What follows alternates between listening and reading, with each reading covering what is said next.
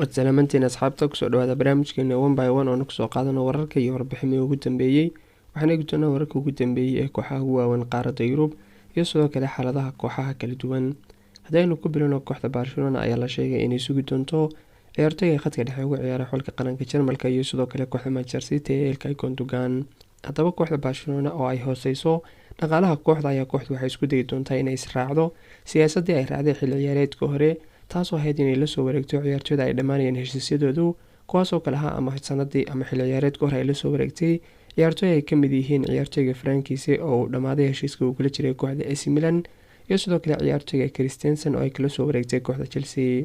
haddaba kooxda Barcelona ayaa hadda la sheegay inay qorsheynayso sidoo kale inay doonayso in lasoo wareegto ciyaartooy ay dhammaanayeen heshiisyadoodu, kuwaasoo ay yihiin labada ciyaartooy ee ugu cadcad ciyaartooyga khadka daafaca uga ciyaara xulka qaranka Spain iyo sidoo kale kooxda Athletic Bilbao ee Inigo Martinez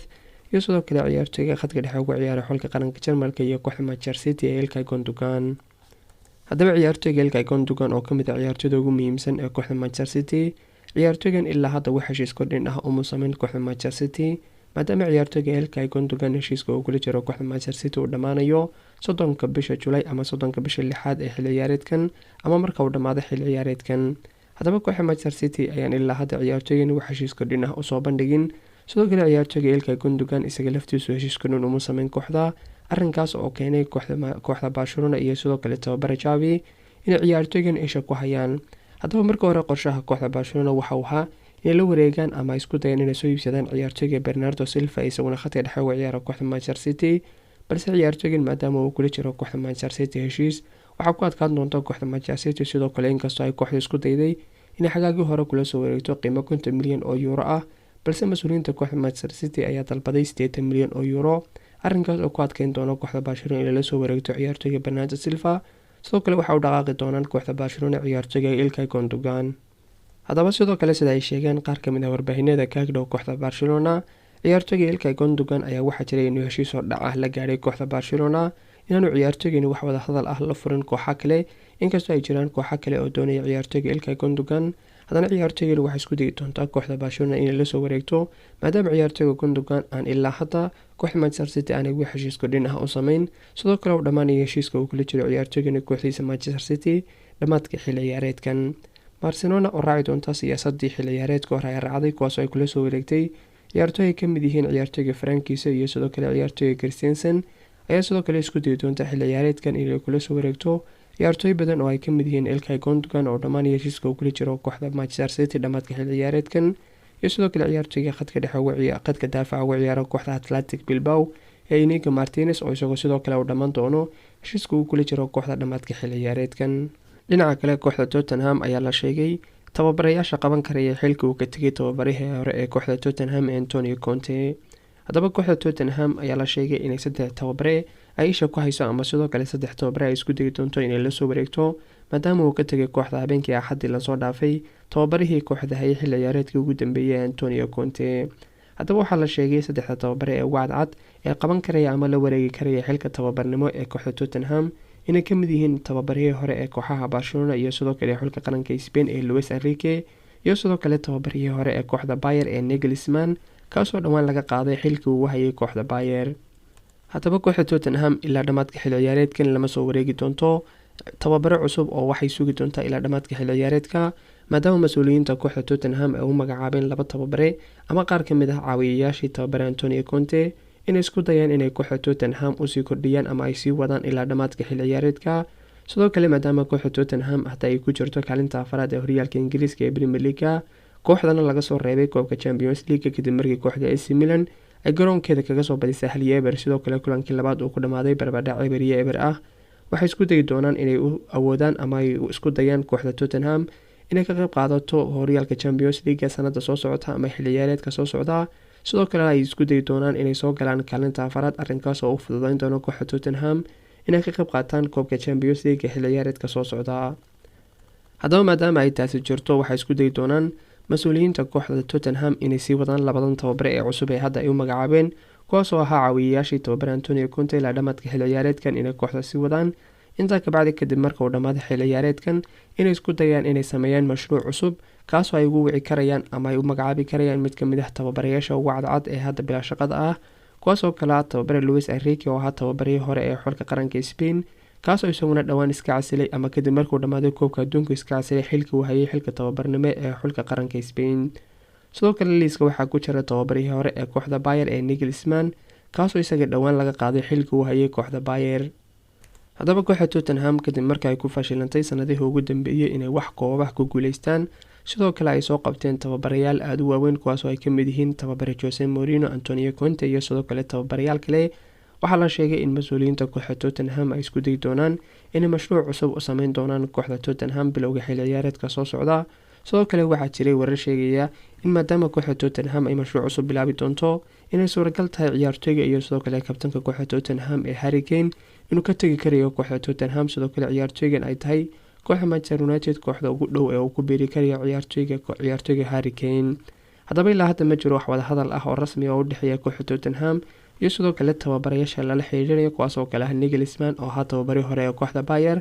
iyo sidoo kale tababarihii hore ee xulka qaranka Spain ee Luis Enrique. dhinaca kale kadib markii uu jiray toddobaadkan wadahadal u dhexeeyay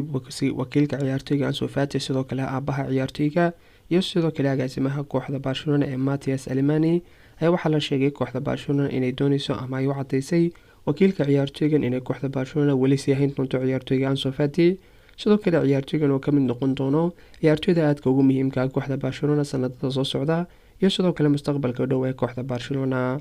haddaba ciyaartoyga Ansu Fati oo ka mid ah ciyaartoydii kasoo baxday akademiyada kooxda Barcelona, sidoo kale ciyaartoygan ka mid ah ciyaartoydii isagoo aad u da'yar u ciyaaray kooxda koowaad ee kooxda Barcelona, ayaa ciyaartoygan waxaa jiray in xilli ciyaareedkii ugu dambeeyay iyo sidoo kale bilowga xilli ciyaareedkan hadda sii dhammaanaya in ciyaartoyga Ansu Fati ay soo laalaabanayeen dhaawacyo aad u badan kuwaasoo uu kala kulmayay ciyaartoygan kulamadii uu ciyaarayay kooxda Barcelona iyo sidoo kale hadday noqoto markii looga wacay xulka qaranka Spain. haddaba arrinkaas ayaa keenay inuu dib u dhaco ama hoos u dhac uu ku yimaado qaab ciyaareedka Ansu Fati, kaasoo keenay tababare Xavi ciyaartoygan inuu waayo ama aanu si joogta ugu ciyaarsiin kooxda Barcelona. haddaba kadib marka uu sheegay kooxda Barcelona ciyaartoyga Ansu Fati in xilli ciyaareedadii lasoo dhaafay uu dhaawac badan kaga maqnaa ciyaartoyga Ansu Fati oo 20 sano jira ayaa ciyaartoygan waxa uu ciyaaray kooxda Barcelona 24 kulan oo ka mid ah kulamada kooxda Barcelona ee ciyaartay horyaalka La Liga. balse ciyaartoyga Ansu Fati 24 kulan ee kooxda Barcelona uu ciyaaray xilli ciyaareedkan intada badan waxay ahaayeen kulamo uu kasoo galay ama uu bedel kusoo galay kulanka oo ay yar yihiin kooxda Barcelona ciyaartoyga Ansu Fati inuu kusoo bilowdo kulamo horyaalka La Liga xilli ciyaareedkan. haddaba arrinkaas ayaa waxaa keenay inay kooxo badan oo ka mid ah kooxaha ka ciyaara qaaradda Yurub ay isha ku hayaan ciyaartoygan, sidoo kale isku dayeen inay la soo wareegaan ciyaartoygan xagaaga soo socda. waxaana ka mid ah ama kooxaha ugu cadcad ee la sheegayo ayaa waxay tahay kooxda Manchester United. balse ciyaartoyga Ansu Fati ayaa doonaya inuu sii joogo kooxda Barcelona, sidoo kale uu u dagaalamo booskiisa joogtada sidii uu soo ceshan lahaa. sidoo kale waxa uu aaminsan yahay in wakiilka Jorge Mendes ee ciyaartoyga uu isku dayay ciyaartoyga Ansu Fati inuu u bandhigo kooxaha ugu waaweyn qaaradda Yurub. balse kadib markii uu jiray wadahadal u dhexeeyay wakiilka ciyaartoyga iyo sidoo kale agaasimaha kooxda Barcelona ee Matthias Allemani, ayaa waxaa la sheegay inuu doonayo wakiilka ciyaartoyga inuu Ansu Fati ka tago kooxda Barcelona. sidoo kale ciyaartoygan waxa uu isweydiinaya wakiilkiisu inuu ciyaartoygan weli doonayo fikirka ah inuu usii ciyaaro kooxda Barcelona, balse tababare Xavi aanu ciyaartoygan aad u ciyaarsiinayn oo ciyaartoyga Ansu Fati uu sheegay sida uu sheegay wakiilku ciyaartoygan kulamada ugu dambeeyay oo bedelada kusoo galay waxa uu ciyaarayay daqiiqada aan dhaafin 3-4 daqiiqo, balse waxa uu sheegay in tababare Xavi aanu wahayn wax sabab ah sababta aanu ciyaartoyga Ansu Fati oo ah ciyaartoyga lambar 10 u xiran kooxda Barcelona aanu uga mid ahayn kooxda 11 ciyaartoy ee sida joogtada ugu ciyaaro kooxda Barcelona. sidoo kale ciyaartoygan uu ka mid ahaa ciyaartoydii kasoo baxay akademiyada kooxda Barcelona. haddaba arrinkaasi waxa uu keeni karayaa in kooxda Barcelona uu ka tagi karayo ciyaartoyga Ansu Fati. sidoo kale kooxda Manchester United iyo tababare Ten Hag oo xagaagii hore lala xiriiriyay ciyaartoygan ayaguna ka faa'iideysan karayaan xaaladda ciyaartoyga oo ay la soo wareegi karayaan ciyaartoyga Ansu Fati dhamaadka xilli ciyaareedkan ama xagaaga soo socda. xilligaas oo ciyaartoyga la filayo haddii aanu inta ka hadhay xilli ciyaareedkan aanu si joogta ama aanu soo ceshan booska uga ciyaarayay kooxda Barcelona, inay suuragal tahay ciyaartoygan ka tagitaanka uu ka tagayo kooxda Barcelona. isla kooxda Manchester United-na ciyaartoygeeda iyo sidoo kale golahayaha kooxda ee David De Gea ayaa la sheegay inuu diiday heshiis kordhin ee usoo bandhigtay kooxda Manchester United, kaas oo ah mushaharka uu toddobaadkii qaadanayo 375,000 oo euro. haddaba ciyaartoyga David De Gea oo 30 sano ayaa waxa uu heshiis kordhin u sameeyay kooxda Manchester United bishii Sebtembar ee sanadii 2019. xilligaas oo ciyaartooygan u saxeexay heshiis ah inuu ciyaartooygan toddobaadkii qaadan doono mushahar ah 375,000 oo euro. xilligaas oo sidoo kale uu noqday ciyaartooyga ugu mushaharka weynaa ama ugu mushaharka badnaa horyaalka Ingiriiska ee Premier League. haddaba ciyaartooyga David De Gea oo kamid ah ciyaartooyda ugu muhiimsanaa kooxda Manchester United sanadadii lasoo dhaafay ayaa ciyaartooygan hadda waxaa sii dhamaanaya heshiiska uu kula jiro kooxda Manchester United, kaasoo uu kooxda Manchester United u saxeexay bishii September ee sanadii 2019. haddaba ciyaartooyga David De Gea maadaama uu doonayo tababare Ten Hag inuu soo noqdo goolahayaha koowaad ee kooxda Manchester United sanadaha soo socda, sidoo kale ciyaartooyga laftiisa uu doonayo inuu sii joogo ama sii joogitaanka kooxda Manchester United, waxa uu ku khasbanaan doonaa ciyaartooyga David De Gea inuu hoos u dhigo mushaharka. sidoo kale tababare Ten Hag sida la sheegay waxa uu doonayay inuu hoos u dhigo mushaharada ay qaataan ciyaartooydu oo uu ka dhigo dhammaantood 250,000 oo euro toddobaadkii, oo aanu jirin ciyaartooy ka badan si loo dhawaado ama iskugu soo dhawaadaan ciyaartooyda marka lagu jiro qolka bedelka kooxda Manchester United. haddaba David De Gea ayaa hadda la sheegay inuu diiday heshiis cusub oo ay usoo bandhigeen mas-uuliyiinta kooxda Manchester United, kaasoo ah inuu hoos u dhigo mushaharkiisa oo uu ka yareeyo 375,000 ee euro ee uu qaato toddobaadkii, kaasoo ah heshiiska uu saxeexay kooxda Manchester United sanadii 2019. ugu dambeyntii ciyaartooyga Darwin Núñez ayaa la filayaa inuu ciyaartooygan diyaar u noqon doono kulanka ay toddobaadkan la ciyaari doonto kooxda Liverpool kooxda Manchester City horyaalka Ingiriiska ee Premier League. sidoo kale ciyaartooyga Thiago Alcantara ayaa la filayaa inaanu ka qayb qaadan doonin ama uu dhaawac ku seegi doono kulanka maalinka Axadda u dhaxayn doona kooxaha Manchester City iyo sidoo kale kooxda Liverpool ee horyaalka Ingiriiska ee Premier League, kulankaas oo ka dhici doona garoonka kooxda Manchester City ee Etihad Stadium.